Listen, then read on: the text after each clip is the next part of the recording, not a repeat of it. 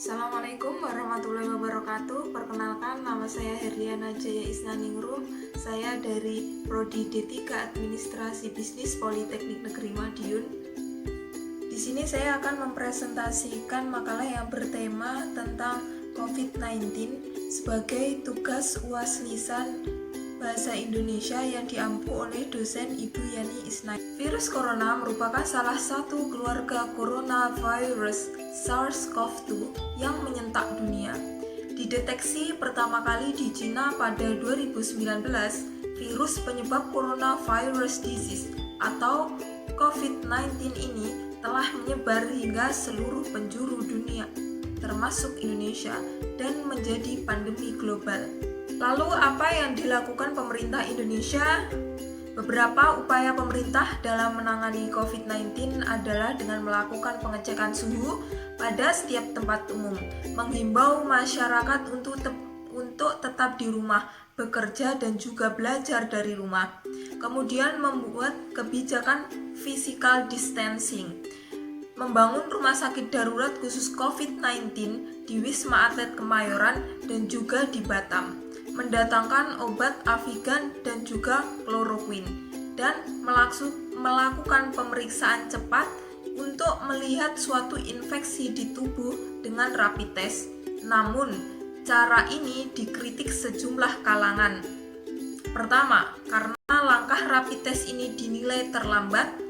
Kedua, akurasi dari rapid test dipersoalkan. Maka, di sini akan dibahas seberapa efektif rapid test dalam menekan penyebaran COVID-19 di Indonesia. Sebelum itu, mari kita bahas apa itu COVID-19.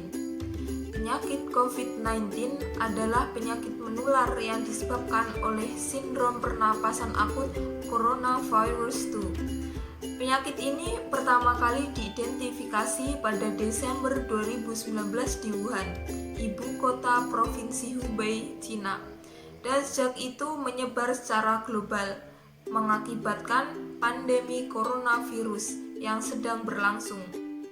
Pada tanggal 27 April 2020, lebih dari 2,99 juta kasus telah dilaporkan di 185 negara dan wilayah, yang mengakibatkan lebih dari 207.000 kematian. Gejala umumnya termasuk demam, batuk, kelelahan, sesak nafas.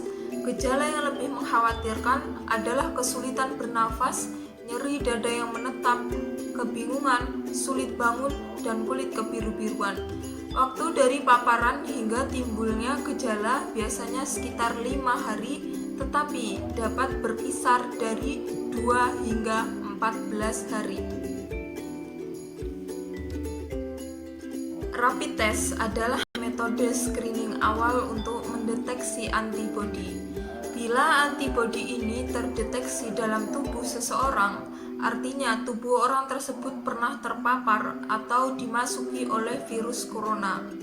Namun, perlu Anda ketahui, pembentukan antibodi ini memerlukan waktu, bahkan bisa sampai beberapa minggu. Jadi, rapid test ini hanyalah sebagai pemeriksaan screening atau pemeriksaan penyaring, bukan pemeriksaan untuk mendiagnosa infeksi virus corona atau COVID-19. Tes yang dapat memastikan apakah seseorang positif terinfeksi virus corona sejauh ini hanyalah pemeriksaan Polymerase Chain Reaction atau PCR.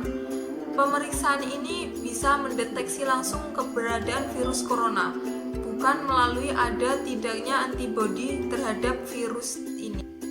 Keberadaan alat tes diagnostik cepat atau rapid test untuk COVID-19 di Indonesia saat ini bukanlah malah memecahkan masalah, tapi justru menimbulkan kegelisahan baru di kalangan masyarakat. Masalah utamanya adalah tingkat akurasi hasil rapid test yang rendah, bahkan pada orang dengan gejala. Hal ini mengakibatkan banyak pihak yang melakukan rapid test positif, tapi ternyata tidak terinfeksi, atau sebaliknya. Ada 2 jenis rapid test, yaitu berdasarkan antigen dan antibodi. Untuk memahaminya, kita harus terlebih dulu memahami rapid test berdasarkan antigen dan antibodi. Rapid test antigen adalah tes diagnosis cepat untuk mendeteksi keberadaan antigen, yaitu benda asing dalam tubuh. Dalam kasus ini, antigen yang dimaksudkan adalah virus COVID-19. Sampel pemeriksaan untuk tes cepat antigen biasanya diambil dari lendir di belakang tenggorok pasien. Setelah diproses, akan diteteskan pada alat tes. Jika terdapat antigen dalam bahan pemeriksaan, maka akan terjadi penempelan dengan antibodi yang tersedia dalam alat tes. Ini artinya hasilnya positif. Sebaliknya, rapid test antibodi akan mendeteksi apakah ada antibodi dalam sampel darah yang diperiksa. Sampel untuk tes cepat antibodi adalah darah yang diambil dari ujung jari. Dalam alat ini terdapat antigen untuk mendeteksi munculnya antibodi di tubuh pasien. Jika pernah terpapar virus, maka akan menjadi pertemuan antara antibodi dalam tubuh pasien dengan antigen yang sudah ada dalam alat tes ini. Jika memang ada ataupun pernah terpapar virus, maka hasilnya akan positif. Mengapa rapid test berdasarkan antibodi yang ada di Indonesia tidak akurat? Karena antibodi baru muncul beberapa hari setelah tubuh bertempur melawan virus. Jadi rapid test antibodi baru akan positif ketika antibodi sudah terbentuk. Jika pemeriksaan dilakukan sebelum terbentuk antibodi, maka hasil tes pun bisa negatif palsu. Artinya akan ada orang yang sesungguhnya mempunyai virus, tapi karena belum menghasilkan antibodi, maka memperlihatkan hasil tes yang negatif. Oleh karena itu, jika hasil pemeriksaan negatif, maka pemeriksaan harus diulang 7-10 hari kemudian dengan harapan antibodi sudah terbentuk dan dapat dites. Sedangkan rapid test antigen tidak bisa diulang karena antigen yang dicari sudah terikat pada antibodi buatan tubuh. Berdasarkan pembahasan di atas, penggunaan rapid test atau tes cepat berdasarkan antibodi kurang efektif dalam mencegah penyebaran virus corona. Maka dari itu, sebaiknya pemerintah menggunakan alat pemeriksaan berbasis PCR (Polymerase Chain Reaction) yang dinilai lebih akurat mendeteksi COVID-19 dan virus corona jenis baru menurut para dokter dan ahli. Sekian materi yang dapat saya sampaikan, semoga ini bisa bermanfaat bagi kita semua.